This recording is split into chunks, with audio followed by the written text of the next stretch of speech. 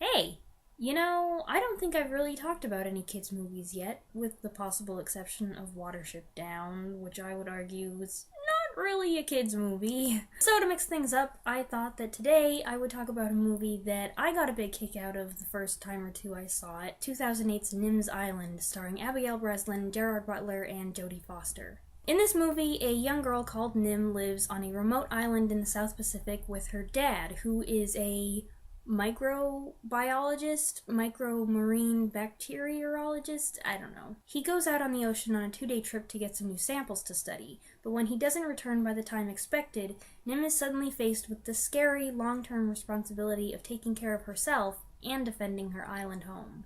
So it's a survival adventure / protecting your turf with the help of your animal friends story, but there's another aspect to it that I really love.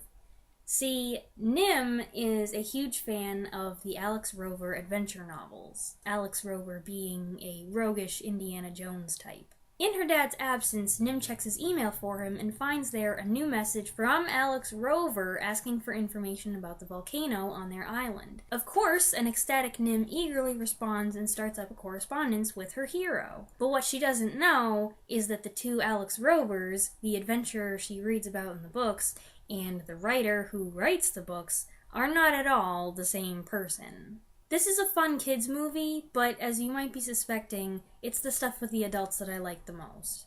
Jodie Foster plays Alex Rover, the writer, and she is so eccentric. There's a lot for me to sympathize with in her character. Not that I suffer extremely from obsessive compulsiveness, or germophobia, or agoraphobia, or writer's block, but if you suffer from any of those things, in even the smallest degree, you will completely get her character. Now I realize that some people might look at this exaggerated stereotype and say, come on, there are plenty of writers who are able to function socially like normal people. And I guess there are, but there are also a lot of weird ones too, who would just as soon hibernate within the comfort of their own four walls, writing and avoiding interaction with the rest of the world as much as possible. You know it's true. But there is one person who is able to invade her space whether she likes it or not, and that is her fictional character, the star of all her books, the source of her success, and the bane of her existence, Alex Rover.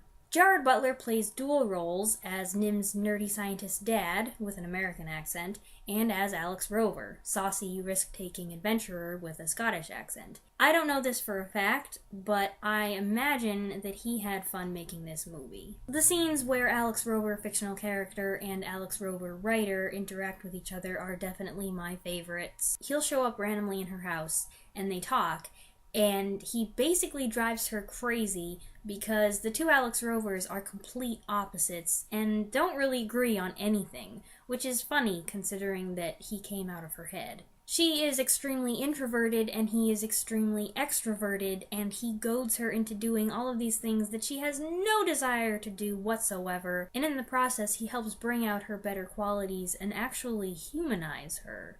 I just absolutely love the whole metafictional concept of a writer having perfectly normal conversations with her fictional character, especially because, well, I think it's a thing that really does happen sometimes, in a sense. So I love it anytime it crops up in a book or a movie or a play. Oh, you should have seen me when I read 6 Characters in Search of an Author by Pirandello. I was just ridiculously excited. But I think that Nim's Island was my first exposure to it, so that makes it special to me. So that's Nim's Island. It's kind of a different kids movie. It's maybe got a little bit of cheesiness here and there, but it's got some incredibly delightful scenes, and it's fun.